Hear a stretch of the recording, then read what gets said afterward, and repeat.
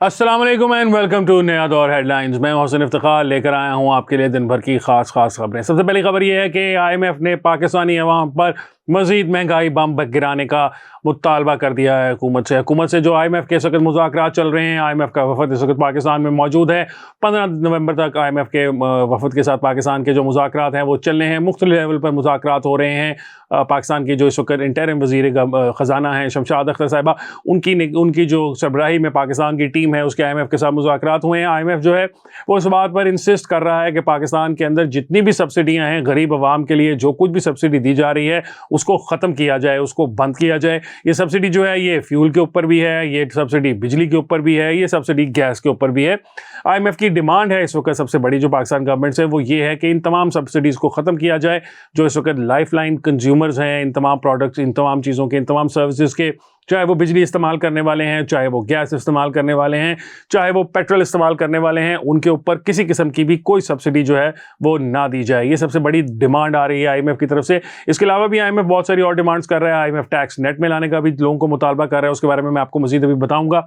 लेकिन इसका सबसे बड़ी बात जो है वो ये है कि आईएमएफ का जो टारगेट है वो अमीर लोगों का नहीं है बल्कि गरीब लोगों की सब्सिडीज़ हैं। आईएमएफ जो है वो हुकूमत को इस बात पर अभी तक मजबूर नहीं कर पाया कि वो जो बड़े बड़े बिजनेसेस हैं, बड़ी बड़ी गैस की से बिजली पैदा करने वाली कंपनीज हैं, बड़े बड़े टेक्सटाइल मिल्स हैं जो सस्ती गैस इस्तेमाल करती हैं, उनकी गैस जो है वो उस तरीके से नहीं बढ़ाई जा रही। उनको अभी भी सब्सिडियां दी जा रही हैं। कराची इलेक्ट्रिक सप्लाई कंपनी को सब्सिडी दी जा रही है।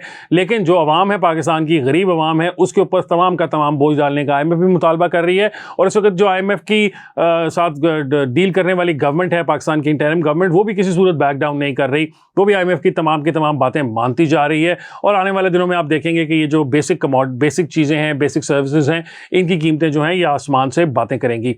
आईएमएफ का सिर्फ ये तकाजा नहीं है कि सिर्फ सब्सिडी खत्म की जाए या इस किस्म के काम किए जाएं। इसके अलावा आईएमएफ ये भी कह रहा है कि जो एग्रीकल्चर सेक्टर है पाकिस्तान का, यानी कि ज़राअत का जो शोबा है, उसके ऊपर भी इनकम टैक्स जो है वो लगाया जाए। और जो इनकम टैक्स इसका सूबाई लेवल पर मौजूद है उसको मेन स्ट्रीम करके फेडरल गवर्नमेंट के साथ मुंसलिक किया जाए, ताकि फेडरल गवर्नमेंट के पास जो है वो डायरेक्ट जो टैक्स है उसकी डिटेल्स आती रहे कि एग्रीकल्चर के ऊपर कितना टैक्स है।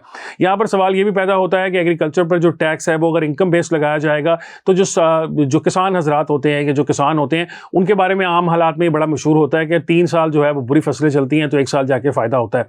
तो उसके अंदर एक जो किसान है वो अगर फ़र्ज़ करें 1 साल अगर 15 या 20 लाख रुपए कमा भी लेता है अपनी ज़मीन के साथ, तो अगर हम उसका मुआवजा करें ये दूसरे कारोबारी लोगों के साथ, तो फिर भी उसकी वो जो टैक्स की शरह है वो कारोबारी या सैलरीड क्लास के साथ नहीं मुताबिकत रखती या नहीं मुताबिकत रखनी चाहिए। क्योंकि किसान जो होता है उसके ऊपर तो बहुत ज़्यादा काम जो है वो अल्लाह मियां के हाथ में होता है। जैसा कि मैंने आपको बताया कि 2 या 3 फसलें नाकाम हो जाती हैं तो उसके बाद जाके कामयाब होती है। तो जो नाकाम हुई फसलें हैं उनका जो उसको नुकसान भरना पड़ा उसके बारे में क्या है, पाकिस्तान में क्रॉप इंश्योरेंस भी नहीं है और इस किस्म की कोई पाकिस्तान के अंदर जो किसान है उसको कोई फैसिलिटी भी नहीं दी जा रही। तो किसान या जो मेजर किसान है या जो पाकिस्तान के अंदर ग्रोअर है ओरिजिनल, उसके ऊपर टैक्स लगाने की समझ नहीं आती। ऑब्वियसली पाकिस्तान के अंदर 10% के करीब किसान ऐसे हैं जो कि बहुत बड़ी लैंड होल्डिंग्स रखते हैं, वो अरबपति भी कहलाए जाते हैं या करोड़पति कहलाए जाते हैं।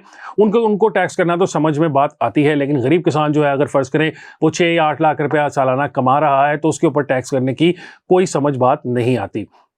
इसके अलावा आईएमएफ ने यह भी कहा है कि रियल एस्टेट सेक्टर को टैक्स किया जाए, वो बहुत अच्छी बात है।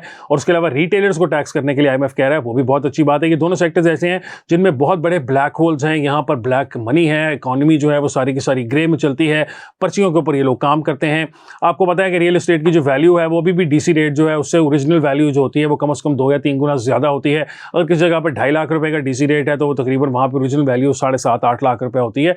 तो लेकिन फिर भी इसके बावजूद भी जो रियल एस्टेट से पैसा कमाने वाले लोग हैं वो पाकिस्तान के अंदर टैक्स देने वाली शरह उनकी सबसे कम है। इस तरह रेंटल इनकम्स वाले लोग हैं उनकी सबसे कम है। इसके अलावा रिटेल सेक्टर जो है पाकिस्तान में दुकानदारों का जो सारा का सारा तबका है वो बिल्कुल भी कोई टैक्स नहीं देता। उनको टैक्स करने की ज़रूरत है। आईएमएफ की ये डिमांड बहुत जायज़ है, जेन्युइन है कि उनको भी टैक्स किया जाना चाहिए। लेकिन आईएमएफ की जो गैर जो जायज़ किस्म की जो डिमांड्स हैं जिनके बारे में पाकिस्तान की गवर्नमेंट को सोचना चाहिए, लेकिन चूँकि इंटरिम गवर्नमेंट है, इनका काम ही यही है कि इन्होंने माशी जो है पाकिस्तान के हालात हैं उनको बेहतर करना है, मईशत को बेहतर करना है। तो ये इस किस्म के फैसले करने वाले हैं, कर रहे हैं, जो आने वाले दिनों में इलेक्टेड गवर्नमेंट जो आएंगी शायद उनके लिए मुश्किलात पैदा करेंगे। इलेक्टेड जो गवर्नमेंट्स हैं उनके बारे में अगर हम बात करें तो हम अपनी दूसरी स्टोरी की तरफ चले जाते हैं। पाकिस्तान पीपल्स पार्टी पिछले दिनों से बहुत ज़्यादा तकारीर कर रही थी, बहुत ज़्यादा ये बातें कर रही थी। पाकिस्तान पीपल्स पार्टी की सीनियर लीडरशिप भी अब कर रही थी, बिलावल भुट्टो ज़रदारी साहब भी कर रहे थे, और अब तो आसिफ अली ज़रदारी साहब भी मैदान में उतर गए थे और वो कह रहे थे कि जी ये पाकिस्तान मुस्लिम लीग नून जो है ये इसको चूज़ किया जा रहा है, ये अब फेवरेट किंग्स टीम बन गई है, ये किंग्स पार्टी बन गई है और अब हम ये जो है इनका मुकाबला करेंगे, डट के मुकाबला करेंगे। मैं आपको ये बात बता रहा हूँ अपनी इन्फॉर्मेशन की बुनियाद पर कि इस वक्त पाकिस्तान पीपल्स पार्टी और पाकिस्तान मुस्लिम लीग नून के दरमियान मुज़ाकरात हो चुके हैं। अंदर की सतह पर मामला तय पा चुके हैं, ये बात डिसाइड हो चुकी है कि आने वाले दिनों में अगर मुस्लिम लीग नून को कुछ वोट्स की कौमी असम्बली में अपना वज़ीर-ए-आज़म बनाने के लिए ज़रूरत होगी तो पाकिस्तान पीपल्स पार्टी उनको वो तमाम वोट्स प्रोवाइड करेगी। उसके बदले में पाकिस्तान पीपल्स पार्टी के बहुत सारे लोग जो हैं वो कैबिनेट के अंदर होंगे। हो सकता है बिलावल भुट्टो ज़रदारी साहब भी दोबारा कैबिनेट में नजर आएँ, खुर्शीद शाह साहब और इस तरह के जो सीनियर लीडर हैं पाकिस्तान पीपल्स पार्टी के, वो आने वाली जो कैबिनेट होगी अगर वो नवाज शरीफ साहब की कैबिनेट होगी तब भी वो उसके अंदर नजर आएंगे। ये जो डील है इसको करवाने में इस्टेब्लिशमेंट का बहुत बड़ा हाथ रहा है। इस्टेब्लिशमेंट जो है उन्होंने पहले पाकिस्तान पीपल्स पार्टी को एक साइड पर लगाने की कोशिश की थी, उनके खिलाफ पाकिस्तान पीपल्स पार्टी के खिलाफ सिंध के अंदर एक महाज भी बनाया जा रहा था। जीडीए, मुस्लिम लीग नून और दीगर पार्टियों को इकट्ठा करके एक तगड़ी किस्म की फोर्स बनाई जा रही थी ताकि पाकिस्तान पीपल्स पार्टी का सिंध में भी रास्ता रोका जा सके। लेकिन उसके बाद ऑब्वियसली पाकिस्तान पीपल्स पार्टी जो है वो मुज़ाकरात की टेबल पर आ गई इस्टेब्लिशमेंट के साथ, और अब जो मुज़ाकरात इस्टेब्लिशमेंट के साथ हुए हैं उसके अंदर ये बात फाइनलाइज की गई है कि पीपल्स पार्टी जो है वो किसी किस्म की चूचना नहीं करेगी आने वाले इलेक्शंस के अंदर और इलेक्शंस के बाद भी। और जहाँ पाकिस्तान पीपल्स पार्टी को कहा जाएगा, और जैसे कि पाकिस्तान मुस्लिम लीग नून की हुकूमत बनती नजर आ रही है, तो उनको जो है भरपूर किस्म की सपोर्ट दी जाएगी पाकिस्तान पीपल्स पार्टी की तरफ से। इसके अंदर पाकिस्तान पीपल्स पार्टी की जो पंजाब की लीडरशिप है वो ज़्यादा खुश नहीं है, क्योंकि उनका ख्याल था कि पंजाब के अंदर पाकिस्तान पीपल्स पार्टी जो है वो ज़्यादा टाइम देगी, बिलावल भुट्टो ज़रदारी साहब टाइम देंगे और आसिफ अली ज़रदारी साहब पंजाब में आएंगे और वो टाइम देंगे ताकि उससे उनको फ़ायदा ये होगा कि पंजाब के अंदर जो पार्टी की गिरती साख है उसको थोड़ा सा संभाला जा सकेगा। और पंजाब के जो लीडर्स थे वो इस बात पर काफ़ी खुश नज़र आते थे कि शायद पाकिस्तान के अंदर उनकी भी अब कुछ सुनी जाएगी और वो भी शायद इलेक्ट हो सकेंगे। लेकिन अब जब अगर ये डील हो गई है एस्टैब्लिशमेंट के साथ तो इसके बाद तो ये बात बड़ी क्लियर है कि पाकिस्तान पीपल्स पार्टी का टारगेट पंजाब नहीं होगा। यहाँ पर पाकिस्तान मुस्लिम लीग नून और पीटीआई का ही मुकाबला होगा, और पीटीआई का मुकाबला भी जितना होगा आप सब जानते हैं कि पीटीआई की मेन स्ट्रीम लीडरशिप तो इस वक्त जेल में है और इलेक्शन के अंदर भी वो जेल में ही रहेगी। तो क्या पीपल्स पार्टी जो है वो जो मैदान खुला छोड़ेगी? पिछली दफ़ा जब उन्होंने मैदान खुला छोड़ा था तो उसके अंदर पीटीआई घुस गई थी और पीटीआई ने पीपल्स पार्टी का तकरीबन सारा पंजाब का वोट बैंक अपनी तरफ कर लिया था।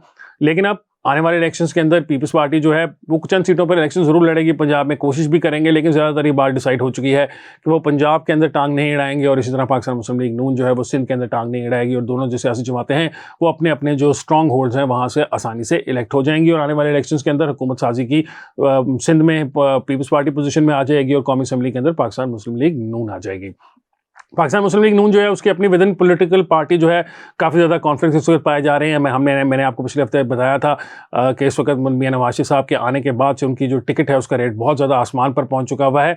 उसी तरह पाकिस्तान पीपल्स नून लीग जो है वो इस वक्त जो सूबाई सतह के ऊपर है वो काफ़ी टूट फूट का शिकार नज़र आती है। सूबाई सतह पर यूजुअली हमजा शहबाज साहब जो है वो पार्टी को हैंडल करते थे, पंजाब की तमाम पॉलिटिक्स जो थी वो हैंडल करते थे। लेकिन आने वाले दिनों में हम देख रहे हैं जैसे शायद मरीम नवाज साहिबा जो हैं वो पंजाब में कोई नया रोल मिलेगा उनको, या एक्सपेक्ट किया जा रहा है कि हो सकता है कि पंजाब की चीफ मिनिस्टर की कैंडिडेट भी मुस्लिम लीग नून की तरफ से वो हो। तो ऐसी सूरत हाल में मुस्लिम लीग नून की जो पंजाब की लीडरशिप है उसके अंदर काफ़ी तजब्बुब है कि वो किसके साथ जाएं। क्या वो हमजा शहबाज साहब जो कि कहा जाता है कि काफ़ी अच्छे तरीके से मैनेज कर सकते हैं चीज़ों को, मैनेजरियल स्किल्स उनकी बहुत अच्छी हैं, उनके साथ जाएं, या मरीम नवाज साहिबा जिनकी ऑरेटरी अच्छी है, जो एक अच्छी तकरीरें कर सकती हैं, उनके साथ जाया जाए। तो इस वक्त पाकिस्तान मुस्लिम लीग नून जो है वो काफ़ी डिवाइडेड है। दोनों पार्टियां जो हैं वो ऑब्वियसली इलेक्शंस के लिए टिकटें जमा हो चुकी हुई हैं, तो दोनों जो पार्टियां हैं वो अपनी अपनी सिफारिशें करवा रही हैं। हमजा शहबाज साहब का जो ग्रुप है वो हमजा शहबाज से सिफारिश करा रहा है और मरीम नवाज साहिबा का जो ग्रुप है वो मरीम नवाज साहिबा से सिफारिश करा रहा है। और आने वाले दिनों में ये देखना होगा कि जो पार्टी की अंदरूनी इस वक्त टसल है उसमें कौन कामयाब होता है। क्या मरीम नवाज साहिबा जो है वो जीत जाएंगी या हमजा शहबाज साहब जो है उनको भी कोई मौका मिलेगा?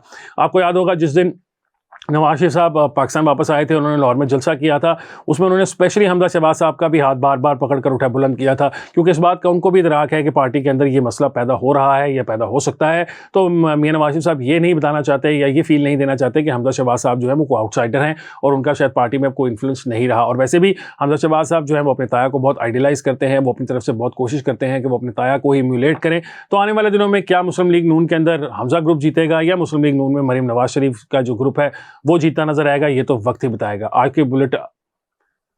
के प्रोग्राम के लिए इतना ही है। इंशाल्लाह आपसे मुलाकात होगी एक और प्रोग्राम के साथ। मुझे हसन इफ्तिखार को दीजिए इजाजत। अल्लाह हाफिज।